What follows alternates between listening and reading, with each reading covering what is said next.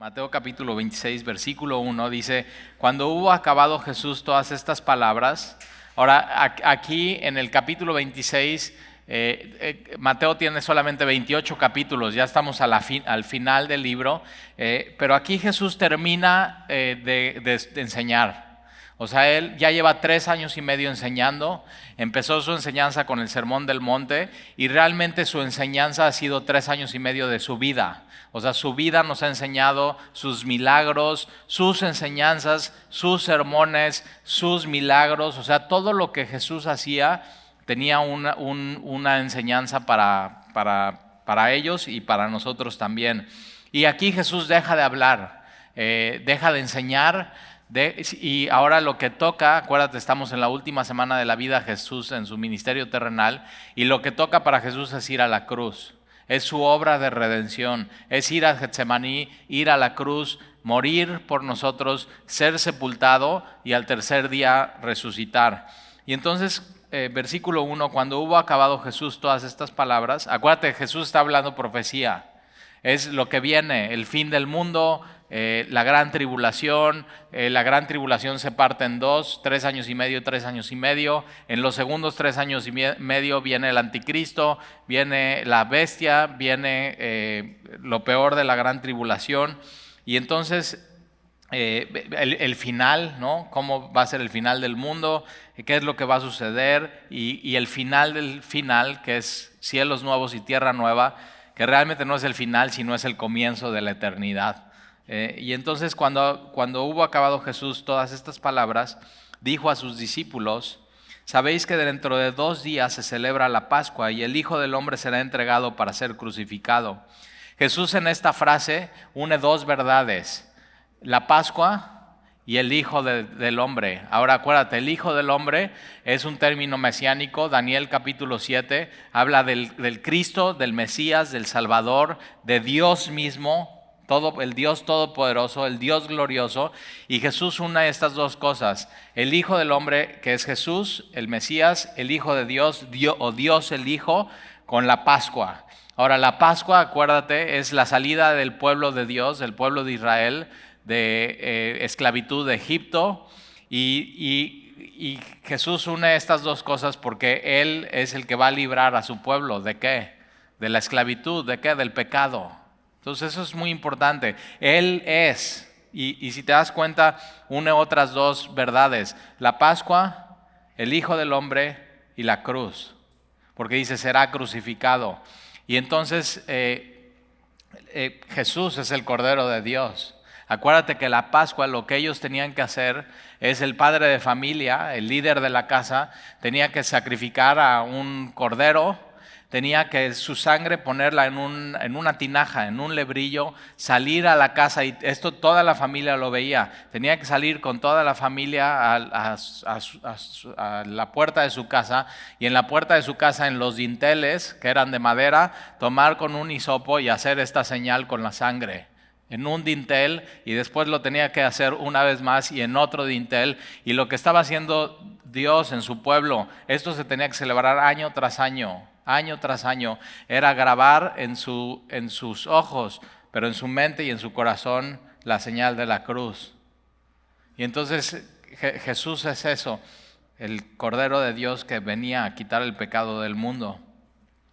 Y entonces Jesús está diciendo, ahora fíjate, dice dentro de 2 días, es muy importante el tiempo. Entonces esto nos ubica en el día de la semana, el martes. ¿Por qué? Porque dentro de 2 días es jueves, y el jueves Jesús es entregado. Entonces, y ahora, ¿qué pasa el miércoles? El miércoles en ninguno de los evangelios dice que pasa algo. Algunos le llaman que es el miércoles de silencio. Ahora, ¿qué está haciendo Jesús el miércoles? Se está preparando para ir a Getsemaní, se está preparando.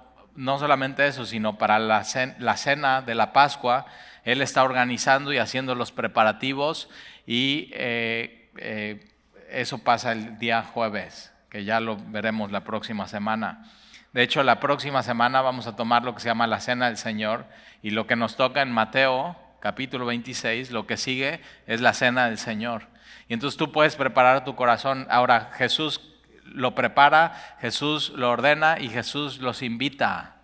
Y cuando venimos los domingos, que nos toca el último domingo del mes, a tomar la cena del Señor, no es de que tú te invitas solo y llegas y eres digno y lo puedes hacer, sino Jesús te está invitando, Jesús está poniendo la mesa, Jesús está acomodando todo y Él lo único que está haciendo contigo es diciendo ven, hazlo. Y eso es lo que vamos a ver, vamos a entender un poco la próxima semana, qué es esto de la cena del Señor y lo que sucede en el aposento alto.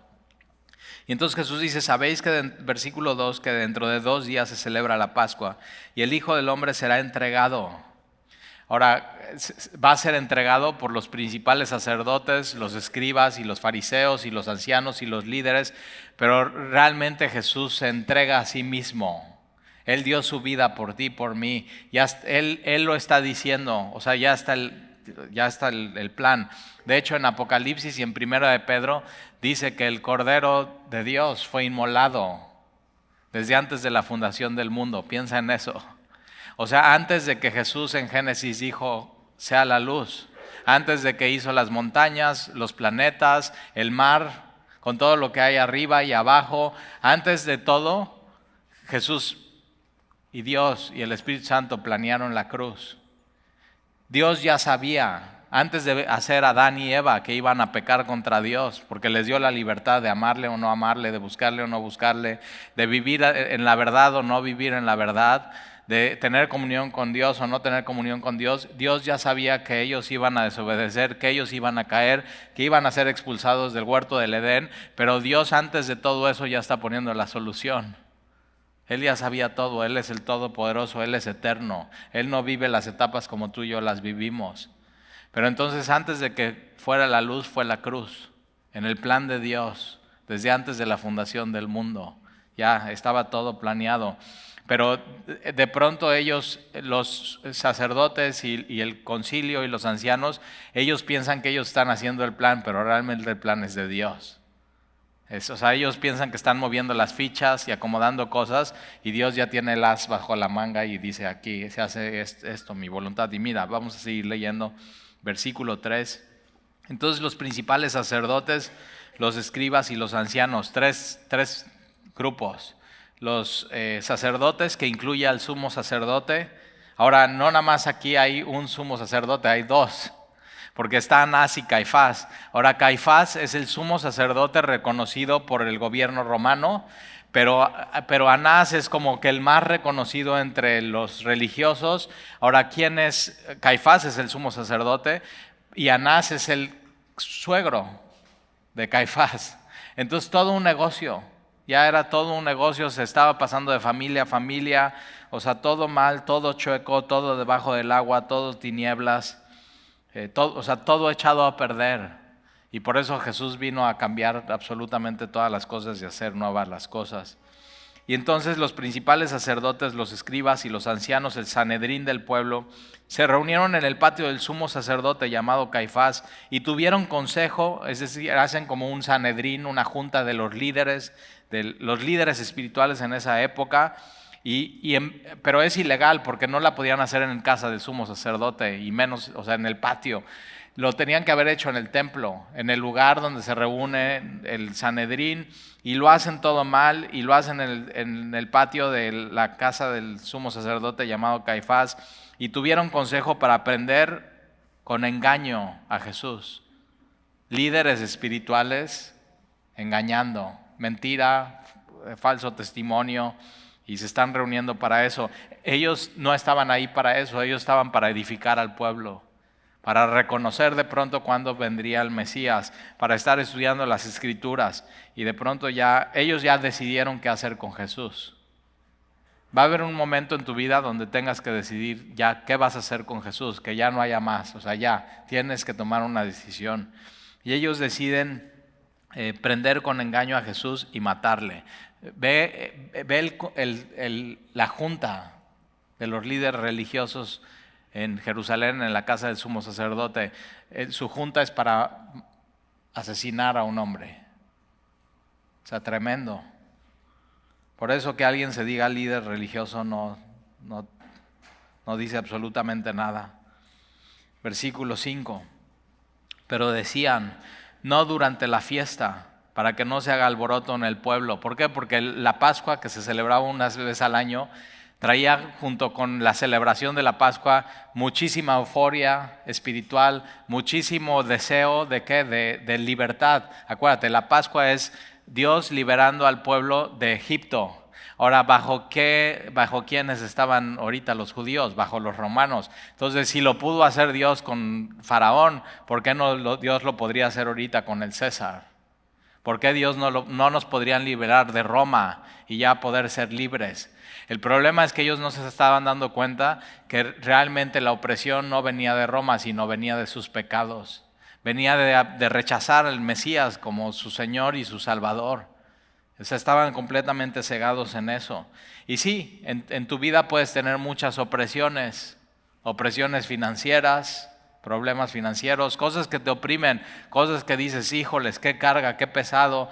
Puedes estar oprimido en tu matrimonio y tener un esposo que todo el tiempo te está oprimiendo y molestando. Sí, pero tienes que darte cuenta, tu mayor opresión eres tú mismo y tu pecado. Eres esclavo de tu pecado y Jesús vino a liberarnos de eso, de nosotros mismos, de nuestro ego, de nuestro orgullo, de nuestra altivez, de nuestra querer libertad, de no tener nada que ver con Dios y mandarnos nosotros solos. Y ellos decían, no durante la fiesta para que no se haga alboroto. Ellos temían al pueblo y no temían a Dios. Cuidado en tu vida de temer a otros hombres. Tienes que temer a Dios, tienes que tener reverencia a Dios. El temor del hombre pone lazo y te vas a terminar tropezando y cayendo. El temor de Dios es el principio de la sabiduría. Y entonces decía, no en la fiesta. ¿Por qué? Porque ellos, había una expectativa en los tiempos de la Pascua donde venían de todos lados de Israel y desde otras naciones a celebrar la Pascua, y era como una expectativa de, Señor, venos a liberar también. Venos a salvar. Acuérdate, en la entrada triunfal, así esa misma semana, cuando entra Jesús en el burrito, está Hosana, y eso quiere decir salva ahora. Hay una expectativa del Mesías. Es incorrecta la expectativa, pero hay una expectativa. Y entonces dice lo vamos a matar y lo vamos a prender, pero no durante la fiesta. Ahora, ¿qué acaba de decir Jesús en el versículo 2? En 2 días me van a prender y me van a crucificar. Y los líderes religiosos, no en 2 días. Ahora, los líderes religiosos dicen, no en la fiesta. Y Jesús dice, sí en la fiesta, sí en la Pascua. ¿Y qué se hace? Lo que diga Jesús. Es muy importante, ¿eh? El mundo puede decir esto y esto y esto. Tú en tu vida puedes decir esto y esto y esto. Y al final se hace lo que dice Jesús. Porque Él es el Dios soberano. Ya estaban todo planeado desde antes de la fundación del mundo.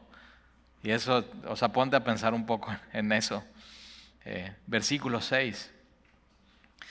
No seas como los líderes religiosos de ese tiempo, queriendo ellos mover la historia y las fichas y sus vidas y los de una nación.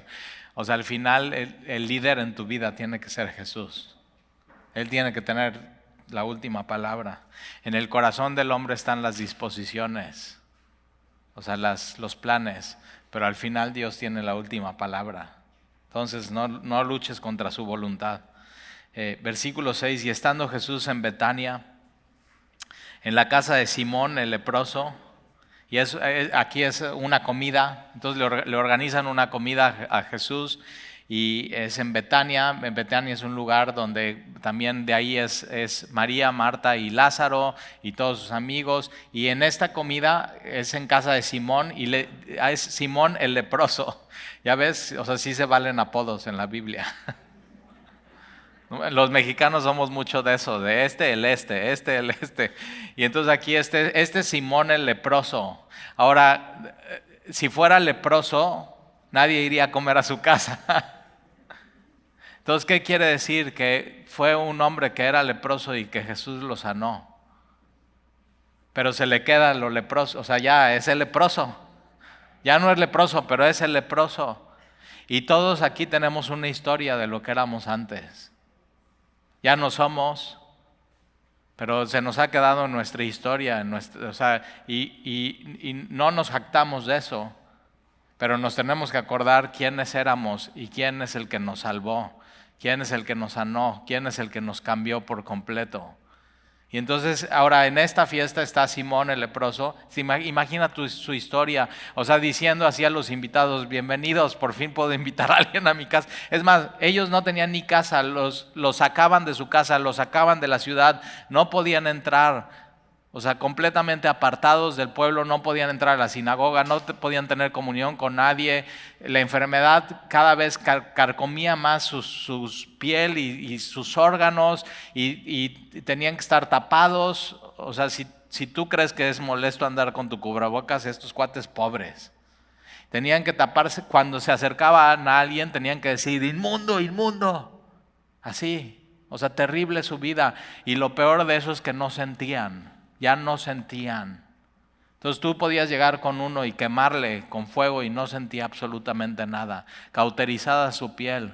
Y imagínate la historia de bienvenidos. Y mira, tócame, sí siento. O sea, un cambio por completo de vida, y eso es lo que hace Jesús. Ahora, ¿quién más estaba ahí? Estaba María, estaba Marta, estaba Lázaro. Lázaro lo resucitó Jesús de los muertos. O sea, imagínate así todos, ¿qué pláticas? Así, oye, pásame el jocoque, pásame el garbanzo, pásame el pan. Y están así platicando oye, no, Lázaro, pero si apestabas re mal cuando estás así, o sea, pero ¿qué escuchaste, Lázaro? Y Lázaro diciendo: escuché, Lázaro, ven fuera. Y no podía salir porque estaba todo con vendas, entonces salí así como pude y escuché a Jesús diciendo: quítenle las vendas. Y te imaginas gente ahí que estaba en la comida que ayudó a quitarle las vendas a Lázaro. Ahora ya había un complot para también matar a Lázaro, porque qué testimonio el de Lázaro. Hablando Lázaro diciendo: sí hay resurrección de los muertos, yo estoy aquí, ve. Entonces había un complot para matar a Jesús, había un complot para matar a Lázaro por su gran testimonio. Querían callar eso. O sea, no, ¿quién más puede hacer esas cosas si no solamente Dios? Y están así, un ciego que antes no veía nada y dice: ahora ya veo. Así, una así como aquí, en Semilla. Y estás todos en la comida, y entonces mira lo que sucede, versículo 7. Vino a él una mujer. Ahora el Evangelio de Juan nos dice quién es esta mujer: es María, la hermana de Marta y de Lázaro. Ahora, María la vemos siempre en los evangelios a los pies de Jesús. Siempre escoge la mejor parte. Y de hecho, la primera vez que la vemos, Jesús está enseñando y María está a los pies de Jesús, y Marta está haciendo la comida, los quehaceres, limpiando todo así. Y Marta se acerca con Jesús, interrumpe su enseñanza y le dice: Jesús, ¿qué no ves que estoy aquí? Y María, mi hermana, no me ayuda en nada. Y Jesús le dice: Marta, tú siempre afanada. María ha escogido la mejor parte. Tienes que saber que la mejor parte es estar a los pies de Jesús escuchando su enseñanza. Y una de las cosas que pasan aquí, pasan porque María sabe poner atención. Y tú tienes que aprender a saber poner atención a las cosas de Dios. Porque ahorita vas a ver lo que pasa en esta comida. Y la segunda vez, ahora le dice: Marta, tú afanada. Ahora, si tú de pronto vives muy afanada o afanado en tu vida, con muchos pendientes, mucho afán, muchas citas, mucho todo, corres de un lado al otro, la solución la da Jesús. María ha escogido la mejor parte, estar a mis pies. Tienes que pasar más tiempo a los pies de Jesús. Martín Lutero, cuando tenía sus días más complicados, dice: es cuando más necesito pasar tiempo en oración. Ahí está. Si te sientes muy afanado y con muchas cargas y mucho peso en tu vida, ahí está la solución. Tienes que aprender a ser como María. Ahora, la segunda vez que María está a los pies de Jesús es cuando Lázaro muere. Entra Jesús a la ciudad y María va y cae a los pies de Jesús. María entiende: mi único consuelo es este hombre, es Jesús. Y la tercera vez es esta vez, que está a los pies de Jesús. Entonces vino a él una mujer con un vaso de alabastro de perfume de gran precio. Entonces el perfume en esa época no se hacía en Israel, se hacía en tierras extranjeras y costaba muchísimo, y se hacía, el alabastro es un material semiprecioso, duro, no fácil de romper, donde podía guardarse el perfume de gran precio, perfume el cual María no usó cuando murió Lázaro y lo ungió, lo tenía preparado para un momento muy especial. Ahora, ¿para qué usaban el perfume las mujeres? Para los momentos más especiales, y uno de ellos era su boda. Entonces en su boda ella lo que tenía planeado era romper este perfume, ponerse este perfume para el momento más importante y oler. Juan nos dice que es perfume con olor a nardo. Pero mira lo que hace con este perfume. Vino con un vaso de alabastro de perfume de gran precio. Posiblemente es todo lo que ella tenía en su vida. Lo más valioso, es así, es toda su vida en un frasquito de perfume de gran precio, y lo derramó sobre la cabeza de él. Juan nos dice que sobre la cabeza y los pies, o sea, todo. O sea, ¿y a quién se unge en la Biblia? Se unge a los reyes, se unge a los sacerdotes y se unge a los profetas. Y Jesús es todos estos ministerios cumplidos en una persona. Jesús es rey de reyes, Jesús es profeta y vino a hablar palabra de Dios. Y Jesús, ahora fíjate, todos ellos se les unge al principio de su ministerio, y a Jesús se le está ungiendo al final de su vida. O sea, como que algo capta María que nadie de los demás captaron en ese momento. Por eso vale la pena poner atención a Dios, para que puedas captar cosas que de pronto nadie está cachando, y de pronto tú digas, yo entiendo quién es Jesús. Y entonces lo derramó sobre la cabeza de él estando sentado a la mesa. Y al ver esto, los discípulos se enojaron, diciendo, ¿para qué este desperdicio? Ahora, el Evangelio de Juan nos dice quién empezó este run, o sea, quién empezó a decir, o sea, ¿qué onda con esta? Ve, así, ¿quién crees que es? Judas Iscariote. Y él, yo no quiero empezar así, o sea, que alguien, ¿qué está haciendo esta mujer? Adorando a Dios. Esto es algo personal entre María y Jesús, y de pronto se mete Judas a la mitad a empezar a decir, oye, ¿qué onda? ¿Qué es desperdicio? ¿Por qué? Y así, ¿y qué crees? Todos sus demás amigos empiezan de la misma manera. Por eso ten cuidado a quién estás escuchando, y siempre tienes que tener mucho discernimiento. Y entonces los discípulos se enojaron diciendo, ¿para qué este desperdicio? Porque esto podría haberse vendido a gran precio y haberlo dado a los pobres. Y yo digo, qué hipócrita Judas, porque Judas era el encargado de la bolsa del dinero, ¿y qué crees que estaba haciendo? En vez de darle ofrenda a los pobres, estaba robando el dinero. Él nada más estaba pensando en él mismo. O sea, totalmente mal su corazón. Y tienes que saber esto, que para el mundo la adoración de una persona podría verse como un desperdicio. O sea, para el mundo de pronto decir, oye, ¿qué haces los domingos? No, pues voy a Semilla. ¿Cuánto tiempo? Hora y media. ¿Qué pérdida de tiempo? ¿Qué desperdicio de tu domingo en la mañana? Podrías estar haciendo otras cosas. Podrías estar desayunando en la parroquia, o en el Gaucho, o en el Farolitos, o puedes ir a jugar golf, puedes ir a jugar tenis, puedes descansar, puedes salir, puedes irte de viaje todos los domingos. Qué desperdicio venir a la iglesia, qué desperdicio meterte en un discipulado, qué desperdicio de tu mente estarte aprendiendo versículos. Para el mundo de pronto nuestra adoración se ve como un desperdicio. Pero no hubiera sido o sea, esta mujer María está buscando la oportunidad. Ella ya entendió, Jesús va a la cruz y va a morir. Y ella está buscando la oportunidad, ¿en qué momento puedo darle lo mejor de mí? Y se da la oportunidad y lo hace. ¿No hubiera sido un desperdicio no hacerlo? Hay gente como que está esperando, o sea, a ver ya cuándo adoro a Dios, a ver ya cuándo me entrego a Él, a ver cuándo ya le sirvo. ¿Y no sería un desperdicio no hacerlo con tu vida? No adorar a Dios, no poner atención, no conocerle, no servirle. O sea, piensa un poco en estas cosas y María nos enseña muchísimas cosas. María entregó toda su vida y su ser a Él. Y ellos están diciendo, es un desperdicio. Podría haberse vendido a gran precio y haberse dado a los pobres. Versículo 10.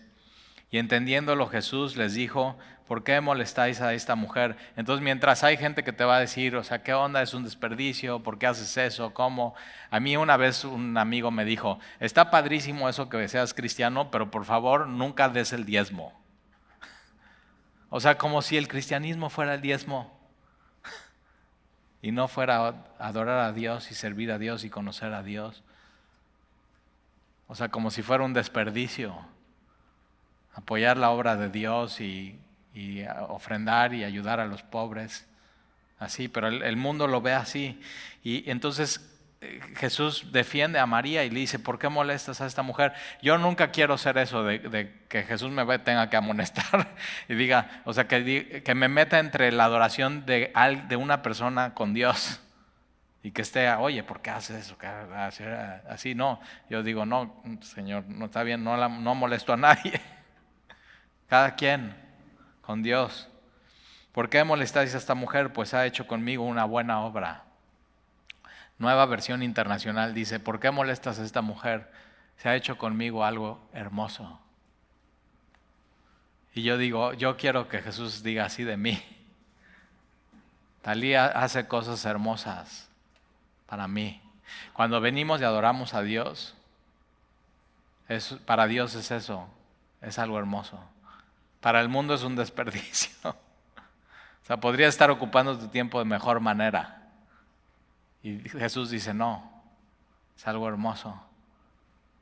Entonces busca hacer cosas hermosas para Jesús. Adórale con todo tu... Ahora, hoy no tenemos un perfume un perfume en un jarrón de alabastro, pero sí tenemos tiempo, sí tenemos recursos, sí tenemos nuestra mente, sí tenemos todo, nuestra voz, todo. ¿Y qué tenemos? Nuestro corazón que podemos quebrar y derramar ante los pies de Jesús. Eso es adoración a Dios. Y no es un desperdicio, ¿eh? Toda la habitación se llenó de ese olor. Y todo el mundo se da cuenta, ¿qué pasó aquí? Cuando invitas a alguien a Semilla, y si hay alguien nuevo aquí, te diste cuenta, y llegas temprano y empieza la música y todos empiezan a cantar, o sea, hay gente que dice, ¿qué onda con estos? O sea, no es un concierto porque no estamos, o sea, estamos cantando a Él. O sea, órale. Y no estamos desperdiciando nuestro tiempo, ni nuestra voz, ni nuestros pulmones, ni nuestro cerebro. Al revés. Jesús dice, eso es hermoso. Hay gente que se la pasa diciendo, no, yo quiero que todo el mundo diga que lo que yo hago es hermoso. Yo digo, no, que el mundo no diga nada, que Dios diga lo que está haciendo mi hijo es hermoso. Entonces como que eso nos ubica. Versículo 11, porque siempre tendréis pobres con vosotros. Fíjate, eso lo tienen que leer los socialistas. Siempre. En la economía del mundo caído, siempre va a haber gente con necesidad. Duele, ¿eh? No quisiéramos, o sea, dirías, no, o sea, ¿por qué? Y hay gente que no, es justo y no sé qué. Bueno, ¿tú sabías que con lo que se produce de comida en todo el mundo se podría alimentar todo el mundo? O sea, ¿tú crees que Dios no diseñó una tierra donde todo el mundo pueda comer y Él pueda sustentar a su creación? ¿Cuál es el problema? Avaricia de los gobiernos, corrupción, las empresas, el querer ganar más dinero. Entonces, ahora, ¿qué es lo que pasa? Cuando hay necesidades en el mundo es una oportunidad para la iglesia de servir al mundo. Lo vimos la semana pasada. porque tuve hambre y me diste de comer, porque tuve sed y me diste de beber, porque estuve enfermo y me visitaste, porque estuve desnudo y me cubriste. Entonces Jesús está diciendo, cuando veas una necesidad, es una oportunidad para servirme a mí, sirviendo a los demás. Entonces siempre tendréis pobres con vosotros, pero a mí no siempre me tendréis. O sea, era en ese momento todo o nada. Si esta mujer no quiebra el vaso y no derrama el perfume, ella nunca más lo iba a poder hacer. Y tienes que saber eso. O sea, ¿por qué estás esperando? No, pues, o sea, no, ya no esperes más. Derrama tu corazón delante de Dios y entrégate a Él. No hay nada más que esperar. Versículo 12, porque al derramar este perfume sobre mi cuerpo, o sea, todo el cuerpo, lo ha hecho a fin de prepararme para la sepultura. Ahí está, reyes, sacerdotes y profetas al comienzo de su ministerio, y esta mujer dice, no, ahorita es cuando. Si no lo hago ahorita, nunca más, y derrama el perfume. Y Jesús dice, me está preparando para la sepultura. No solo para llegar a la tumba, Jesús tenía que pasar por la cruz. Para llegar a la cruz, Jesús tenía que pasar por los azotes de los soldados y por la humillación. Ahora piensa en esto. ¿A qué va oliendo Jesús cuando va hacia Getsemaní? ¿A qué va oliendo Jesús cuando va a la cruz? ¿A qué el olor a nardo? Junto con el olor a muerte y dolor y sangre, todo junto. ¿Y qué le está animando a Jesús? Alguien entendió. Fue hermoso eso. Cuando de pronto nadie alrededor estaba entendiendo qué es lo que estaba sucediendo. Y cuando es sepultado a Jesús, está ungido con este olor de qué, de adoración. Jesús vino a morir en la cruz para que puedas cumplir tu propósito en tu vida, que siempre ha sido el mismo, no es un nuevo propósito, que le conozcas y adores a Dios. Ahí vas a encontrar la plenitud, ahí vas a encontrar absolutamente todo. Entonces, versículo 13, de cierto os digo que donde quiera que se predique este evangelio en todo el mundo, fíjate, en todo el mundo, hasta este momento el evangelio era predicado ¿en dónde? En Judea, en Jerusalén, apenas Jesús llegó a Tiro y a Sidón al norte. ¿Y qué es lo que sucede? Que de ahí Jesús no solamente está pensando en su pueblo y en Israel, sino está pensando en todo el mundo. Jesús en este versículo está pensando en ti. El evangelio ha llegado a nosotros. Las noticias de Jesús. Hasta Veracruz. Y entonces dice Jesús, de cierto os digo que donde quiera que se predique este evangelio en todo el mundo, también se encontrará lo que ha hecho. Lo que ésta ha hecho, que una cosa hermosa, adoración a Dios, nos enseña María para memoria de ella. Ahora también se conoce lo que en todo el mundo, lo que hizo Judas. O sea, en todo el mundo a donde vayas, tú pregunta quién es Judas y te van a decir quién es. Es más, nadie le pone Judas a su hijo.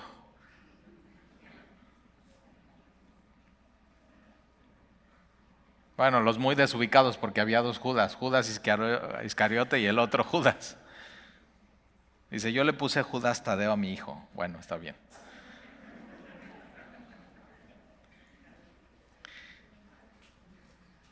Versículo 14.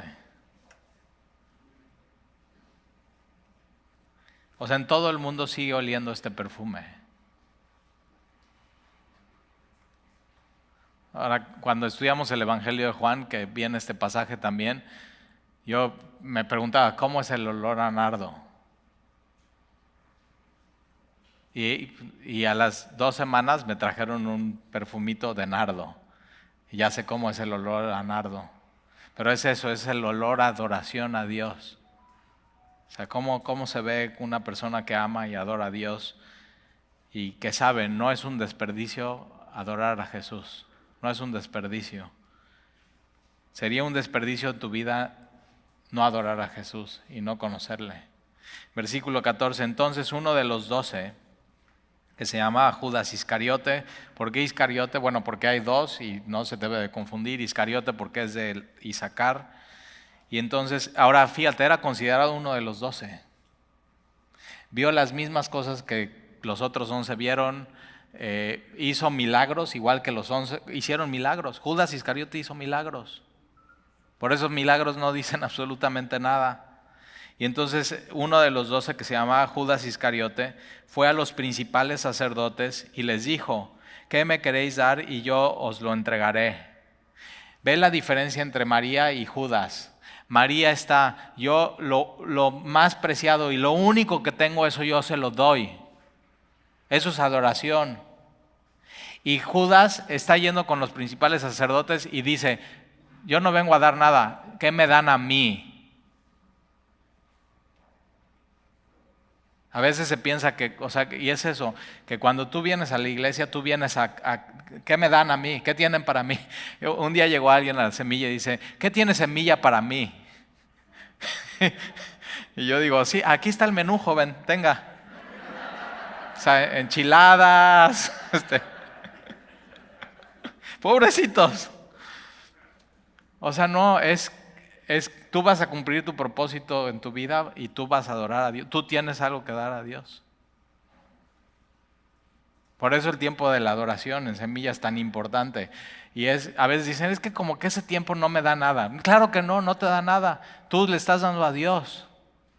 Esa es la diferencia. Es un tiempo para adorar a Dios y para enfocarte en Él y para darle a Él. Y Judas está, no, ¿qué me van a...? Por eso en Hechos capítulo 20, Pablo recuerda algo que Jesús les enseñaba. Es más bienaventurado dar que recibir. Ahí está Judas, no pusiste atención. Y entonces, ¿qué me queréis dar? Y yo os lo entregaré. Y ellos le asignaron 30 piezas de plata. Judas no dice: denme 30, no, ellos dicen: ok, te vamos a asignar 30 monedas. Para los líderes espirituales, el valor de la vida de Jesús son 30 monedas de plata. En Éxodo dice que 30 monedas de plata era el precio de un esclavo. Así están valorando a Jesús. Y sabes, hay gente que valora así a Jesús, o menos, que no lo valoran. Ahora yo digo, y Judas acepta, y toma las 30 monedas de plata. Y yo digo: Judas, ¿tampoco vale tu alma? Porque, 30 monedas de plata no vale la vida de Jesús. La vida de Jesús no tiene precio. Es Dios, es el eterno, es sublime, es majestuoso, es todopoderoso. No tiene precio, no tiene valor. Y una buena pregunta es: ¿cuánto vale el alma de una persona? La vida de una persona. Mi hijo Alan me estaba diciendo ayer que hay unas estimaciones y que los gobiernos y el gobierno de Estados Unidos dice que el alma o la vida de una persona vale $800,000. Y sí es mucho dinero, es mucho dinero, pero Jesús no estima el valor de un alma en $800,000, porque Jesús dice: ¿de qué sirve que pierdas tu alma si ganas todo el mundo? Jesús está diciendo: todo el dinero del mundo, todo el oro, todo el dinero, todos los dólares, todos los bienes raíces, todas las propiedades, todos los negocios, el valor de Tesla, de Apple, de todo, no vale lo que vale un alma. Y Judas está así por 30 monedas de plata vendiendo su alma. Y hay gente que por menos, 30 monedas de plata. Y entonces versículo 16... y desde entonces buscaba oportunidad para entregarle. Mira, María estoy buscando una oportunidad para derramar este perfume en Jesús y adorarlo, porque sé que si no lo hago ya, no lo voy a poder hacer. Y Judas, por otro lado, al mismo tiempo está buscando la oportunidad para entregarle, para sacar algo. Ahora, no sabemos bien los motivos de Judas. ¿Por qué lo hizo? ¿Cuáles eran sus intenciones? Pero hay gente que no sabemos sus motivos y igual desprecia a Jesús y no le quiere adorar. Ahora mira, vamos a Zacarías. Atrás de Mateo está Malaquías y antes de Malaquías está Zacarías. Zacarías capítulo 11. Zacarías es uno de mis profetas menores favoritos porque tiene un versículo que en Zacarías capítulo 4, versículo 6 dice, no con ejército ni con fuerza, sino con tu espíritu. Es uno de mis versículos favoritos del Antiguo Testamento. Pero Zacarías capítulo 11, Zacarías, antes de Mateo está Malaquías y antes de Malaquías está Zacarías. ¿Cómo saber dónde está Zacarías? La última letra del abecedario Z. Entonces es al final, pero no al final, está Malaquías se puso ahí. Entonces una antes de Malaquías está Zacarías. Zacarías capítulo 11, mira lo que dice versículo 4. Esta es profecía, Zacarías está profetizando acerca de Jesús y acerca del Mesías. Ahora, los profetas usaban muchas maneras de comunicar el mensaje, como un cinturón, ¿no? Quítate el cinturón, entiérralo, así que se pudra, así es la nación. Así, ¿sabes qué? No vas a hablar durante tanto tiempo y así, sal desnudo a la calle y, cosas muy creativas porque Dios quería pasar el mensaje. Y aquí lo que hace Dios con Zacarías, Zacarías va a actuar como si él fuera el Mesías. Vas a ver, mira. Zacarías 11, versículo 4. Si tu Biblia tiene títulos, dice los pastores inútiles. Ahora, ¿quiénes son los pastores inútiles en la época de Jesús? Los sumos sacerdotes, los escribas y los fariseos. Cuando tenían que estar pastoreando y guiando al pueblo, no lo estaban haciendo. ¿Qué estaban haciendo? Negocio. Estaba completamente podrido eso. Entonces, mira, versículo 4. Así ha dicho Jehová mi Dios. ¿A quién le dice? A Zacarías. Zacarías va a representar al Mesías. Es una profecía de Jesús, Jesús siendo el pastor. Entonces, así ha dicho Jehová mi Dios, apacienta las ovejas de la matanza, a las cuales matan sus compradores y no se tienen por culpables. Una de las cosas que ves en los evangelios es que el sumo sacerdote Anás, Caifás y los líderes religiosos no sienten culpa. Vamos, en el patio de Caifás, vamos a matar a Jesús. Va, ¿quién vota? A favor, ya decidieron. Entonces, no se tienen por culpables. El que las vende dice, bendito sea Jehová. Religiosos, hipócritas, saben cómo decirlo y bendecir a Jehová, porque he enriquecido y ni sus pastores tienen piedad de ellas. Por tanto, no tendré ya más piedad de los moradores de la tierra, dice Jehová, porque he aquí, yo entregaré los hombres cada uno en mano de su compañero y en mano de su rey. En estos tiempos el gobierno era los romanos.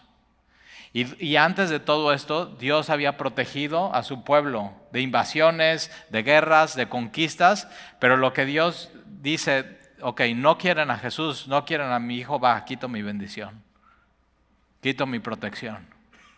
Es así. Y tenía razón Dios, Y en mano del rey asolarán la tierra y yo no los libraré de sus manos. Por eso sucede en el año 70 que llega el general Tito, llega contra la ciudad y toda la ciudad termina derrumbada, acabada. Tito quiso defender el templo, tenía instrucciones de César, derrota la ciudad, pero no toquen el templo. Era una de las maravillas del mundo antiguo. ¿Y qué es lo que pasa? Uno de los soldados tan enojados lanza una antorcha, se empieza a quemar el templo. Acuérdate, está chapeado de oro. Y entonces, ¿qué hacen los soldados después de eso? Tirar las piedras para robar el oro, y se cumple la profecía de Jesús, no quedará piedra sobre piedra. Completamente destruido el templo. Entonces ya no hay sacerdote, ya no hay sacrificio, ya no hay, Y mira, versículo 7. Apacenté pues las ovejas de la matanza, estos a los pobres del rebaño. Jesús dice en Mateo capítulo 5, versículo 3, bienaventurados los pobres en espíritu, porque de ellos es el reino de los cielos. Entonces Jesús cuando viene, ¿quiénes van a Él? Los que dicen yo tengo necesidad de Dios. Y los que creen que no necesitaban a Dios, líderes religiosos, fariseos, escribas, creían que estaban bien, completamente hipócritas, no iban a Dios. Altivos, orgullosos. Y entonces apacenté pues, y eso es lo que vino a hacer Jesús, apacentar. Jesús cuando ve en Galilea, en el monte al pueblo, dice que tiene compasión de ellos porque están como ovejas sin pastor. Los pastores de ese tiempo no estaban haciendo lo que tenían que hacer. Y entonces apacenté pues las ovejas de la matanza, estos a los pobres del rebaño, y tomé para mí 2 cayados. Al uno puse por nombre Gracia. Y Jesús vino a pastorear así, lleno de gracia, lleno de ternura, lleno de compasión, lleno de misericordia, lleno de amor. Ese era su cayado.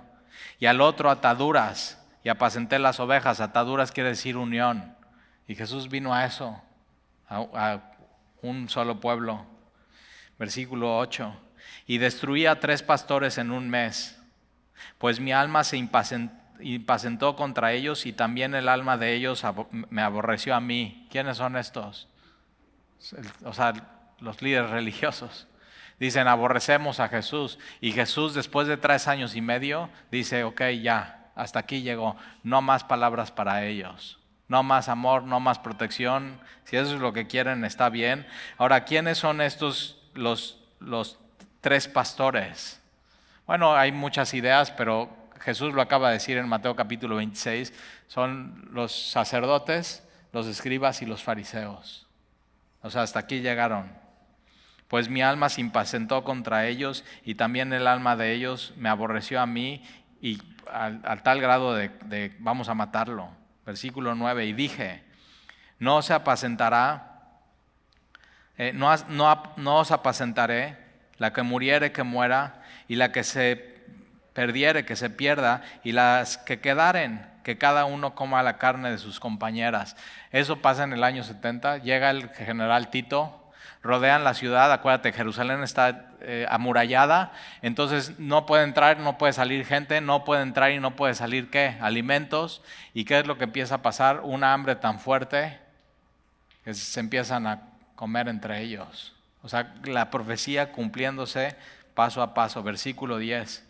Tomé luego mi cayado, Gracia, y lo quebré. O sea, Jesús eso está diciendo, ok, ¿no quieren? Yo vine a pastorear, y vine a amar, y vine a dar misericordia, y vine a guiarlos. ¿No quieren? Ok, va, crack. Tan visual.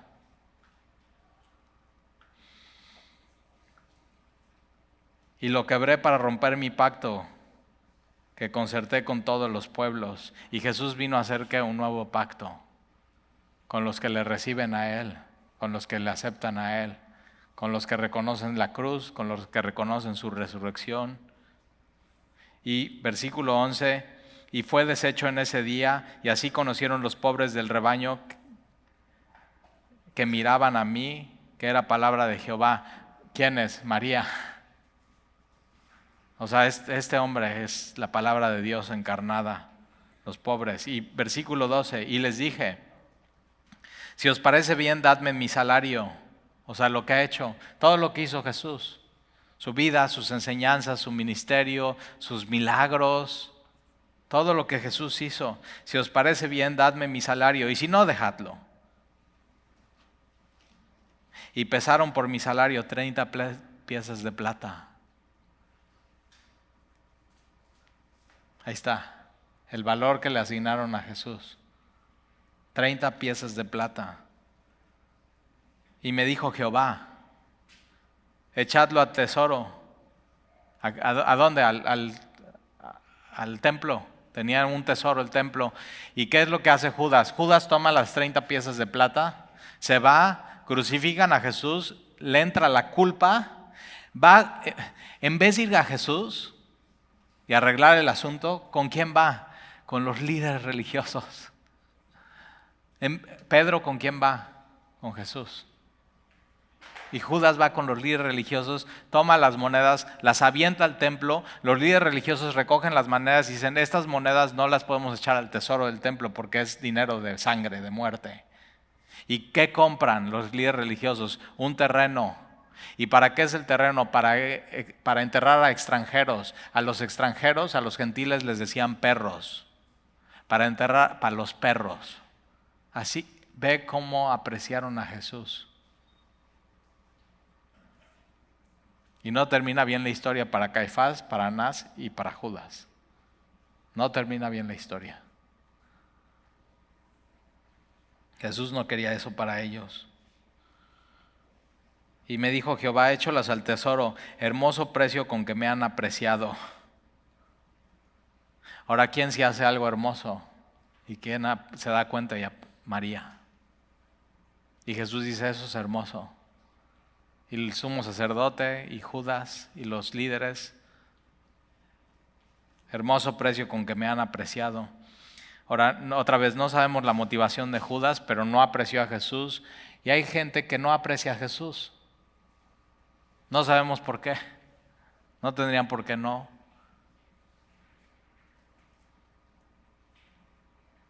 Y tomé las 30 piezas de plata y las eché a la casa de Jehová al tesoro. Versículo 14, quebré luego el otro callado a ataduras o unidad para romper la hermandad entre Judá e Israel. Y me dijo Jehová, toma aún los aperos de un pastor insensato. O sea, vas a tomar los instrumentos, pero ahora no vas a representar al Mesías, vas a representar un pastor insensato. Ahora, de la época de Jesús, esta profecía va hasta la gran tribulación. Por eso es tan difícil a veces estudiar profecía, porque no sabes de qué momento está hablando.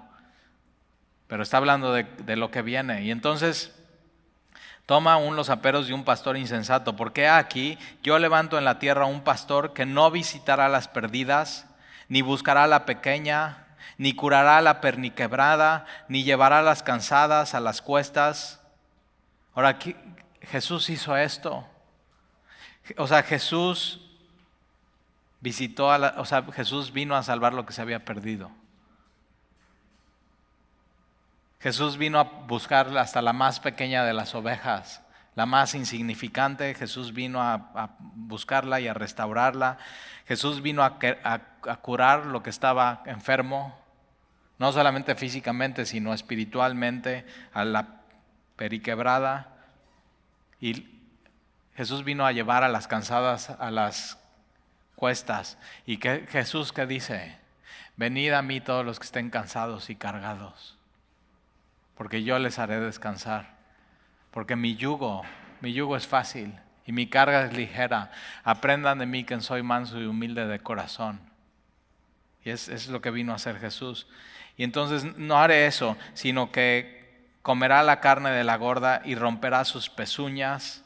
Ay del pastor inútil que abandona el ganado. Hiera la espada su brazo y su ojo derecho, y eso es una profecía del anticristo. Eso va a pasar. El anticristo va a recibir un atentado y va a suceder eso. Pero ¿qué es el anticristo? Un pastor inútil.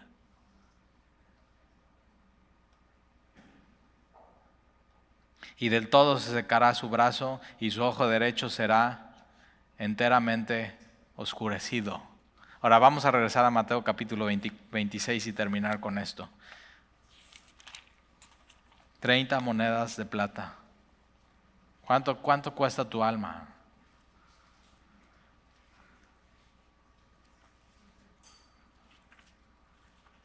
No tiene precio. De pronto si en tu vida te has sentado, es que no valgo nada. Bueno, según tú, pero según Jesús no tienes precio. Es más, te voy a decir cuál fue el precio. Jesús de aquí va a la cruz y derrama su sangre por ti. Y ese fue el precio por comprarte a ti.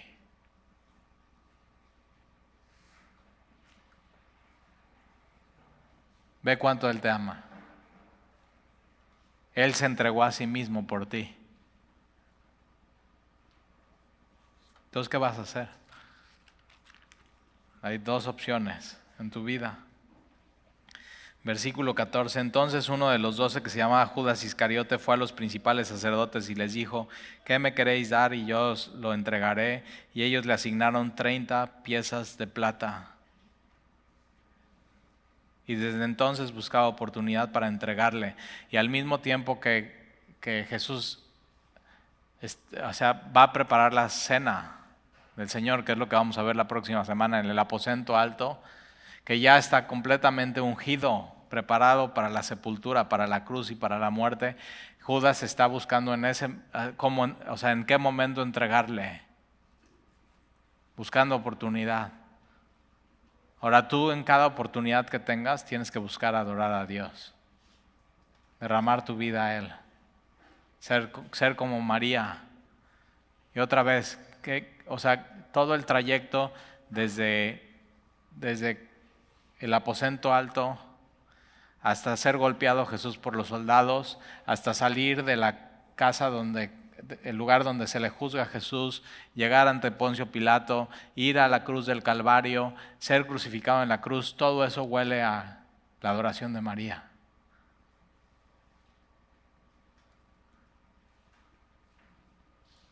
Y Jesús dice, eso es hermoso. Entonces nunca te olvides, nunca es un desperdicio adorar a Jesús. Nunca es un desperdicio leer tu Biblia. Nunca es un desperdicio venir a la iglesia. Nunca es un desperdicio cantarle a Dios. Nunca es un desperdicio aprender más de Él. Nunca es un desperdicio con lo que tú tienes y tus recursos decir, esto es tuyo, Señor. Ante los ojos de Jesús, eso es hermoso como tu vida y tu alma es hermosa. ¿Oramos?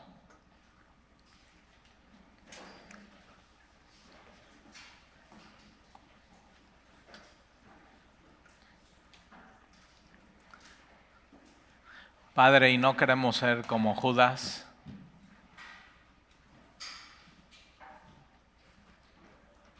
buscando nada más cosas para nosotros mismos, sino queremos ser como María, buscando oportunidades para adorarte y hacer cosas hermosas para ti. Y eso se ve de diferentes maneras en la vida de diferentes personas, pero Señor, gracias por recordarnos que lo que hacemos para ti no es un desperdicio. Así lo ve el mundo, pero para ti no es así, sino es hermoso. Y Señor, hasta hoy huele ese perfume de nardo en donde quiera que se predica el Evangelio, pero también huele a podrido lo que Judas hizo. Ese perfume no fue desperdiciado, pero esas 30 monedas fueron un desperdicio. No sirvieron de nada. Y Señor, nuestra adoración a ti nunca es un desperdicio. Y a veces lo que buscamos, sin considerarte, no sirve de nada. Y entonces, Señor, ayúdanos a adorarte, a amarte,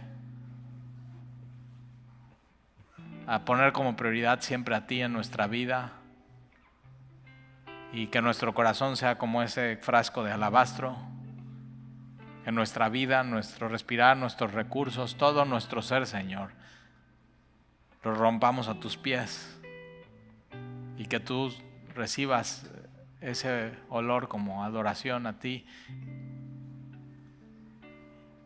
Señor, eso que es hermoso para ti, nuestra vida puesta al servicio a ti es hermosa. Y gracias, Señor. Gracias por recordarnos que sí valemos, y no por lo que hayamos hecho, sino por el precio que pagó Jesús por nosotros en la cruz. Y te amamos, Señor. Pastoréanos con tu cayado de gracia y de amor. Te lo pedimos en el nombre de Jesús. Amén.